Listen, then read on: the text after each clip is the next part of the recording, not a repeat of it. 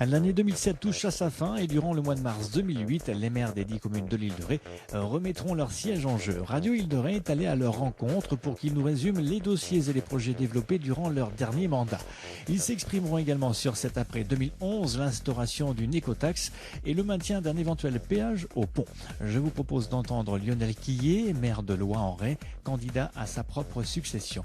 Lionel Quillet au micro de Radio Île de Ré. Tout d'abord, bonjour. Donc, le bilan du mandat, ça a été beaucoup de travail surtout et beaucoup d'investissements, mais avec des réalisations qui ont été des réalisations importantes. Ça a été avant tout la restructuration du village autour de son centre-bourg. Et puis ensuite, bien entendu, de sa création de zone artisanale, la réhabilitation de tous les bâtiments principaux que sont la mairie et surtout la salle des fêtes, ce qui fait qu'en fait, l'ensemble du mandat a été plutôt tourné vers la restructuration de la vie permanente. C'est la raison pour laquelle d'ailleurs, ça a été un peu le bilan de ces deux mandats en fait, où on a une population permanente sur Loing qui est en hausse de près de 50 personnes, puisque maintenant Loing comptera 740 habitants à l'année. Donc voilà à peu près le bilan dans son ensemble. Alors bien sûr, il y a plein de choses qui vont avec, la voirie, les réseaux, l'embellissement du village. Mais le gros a été de donner à Loing maintenant une vie de village à l'année, avec des activités, des personnes qui y vivent, et bien sûr, pour finir le tout, la réalisation de logements sociaux, puisque nous avons réalisé 7 logements avec Habitat 17, plus 4 logements à titre de la commune. Se rajoutant aux autres, ça nous fait maintenant une vingtaine de logements à prix modéré sur la commune, et d'autres projets sont en cours. On va savoir plus sur les projets qui sont en cours. Si vous êtes réélu, vers quel projet vous vous destinerez ? Alors maintenant, il y a un projet phare, bien entendu, qui est à mener. C'est celui, encore une fois, de construction d'une vingtaine à 30 logements à prix modéré. Ce projet est ce qu'on appelle sur le terrain de la colonie PTT, car effectivement, il y a pratiquement 1 hectare au centre de la commune, qui est pratiquement un des derniers terrains constructibles, où la colonie PTT a arrêté son activité et qui va être mise en vente à partir de 2008-2009. La commune est déjà intervenue sur ce dossier pour rappeler qu'elle voulait être partie de ce projet, que le dossier ne devait pas partir uniquement à la vente privée. Donc nous avons j'ai travaillé pendant 2 ans à rameuter les services de l'État, les services interministériels et tous les partenaires pour bien rappeler que nous serions dans ce projet, du moins sur une partie du projet, pour réaliser à minima une vingtaine de logements modérés. Et si jamais il y a des ententes possibles, peut-être une maison médicalisée pour les seniors, vers ce qui finalement clôturerait un peu la commune de Loing, où il y aurait toutes les activités possibles, du début jusqu'à la fin. Ça, c'est le premier projet fondamental. Le deuxième, ça va être la réalisation pour les jeunes cette fois-ci, puisque là, c'est un projet, on va dire, un peu plus pour les aînés. Le projet pour les jeunes, c'est la zone de loisirs, avec la création de cours de tennis, d'une zone sportive, avec un petit terrain multisport, une salle pour notre club de gym, puisqu'on a un club de gym extrêmement Vitalité Gym qui compte 50 personnes à Loing. Et puis une salle un peu plus grande pour pouvoir faire des réceptions un peu plus importantes sur Loing quand il y a fêtes, mariages et autres cérémonies. Donc rien qu'avec ça, je crois que le mandat va être bien rempli. Alors ma position a été très claire lors du forum, donc d'abord remercier le fait qu'il y ait une discussion, c'est une très bonne initiative.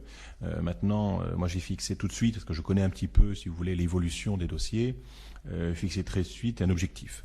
C'est-à-dire qu'on est très satisfait, et c'est une très bonne nouvelle que Monsieur le député engage une discussion parlementaire avec une commission. C'est très important que tout le monde discute dans cet ensemble-là, mais pour moi il n'y a qu'un objectif et un seul, que ce soit une écotaxe déplafonnée, que ce soit un péage, ou tout ce que l'on veut, il n'y aura pas de solution à moins d'un droit de passage à 15 €. Un droit de passage à 6 €, qui serait pour tout le monde une grande victoire, ne sera qu'une victoire à la Pyrrhus, c'est-à-dire que nous aurions 30% de circulation en plus, et que tous nos projets s'effondraient. Donc ma proposition est en 3 termes. En un péage, un droit de passage à 15 € par quelque forme qu'il soit, toutes les solutions doivent être envisagées, y compris solutions mixtes.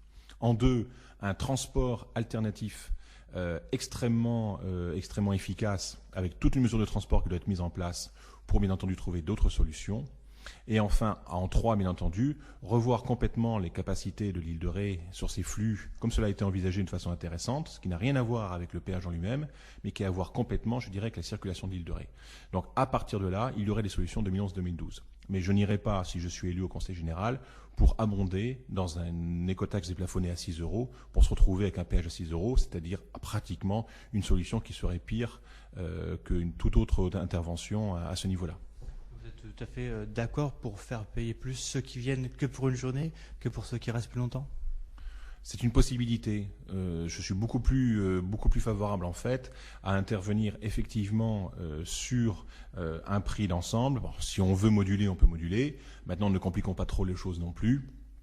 Parce qu'après, il va falloir entrer dans le détail. Bien sûr qu'une personne qui vient une seule journée devrait payer plus.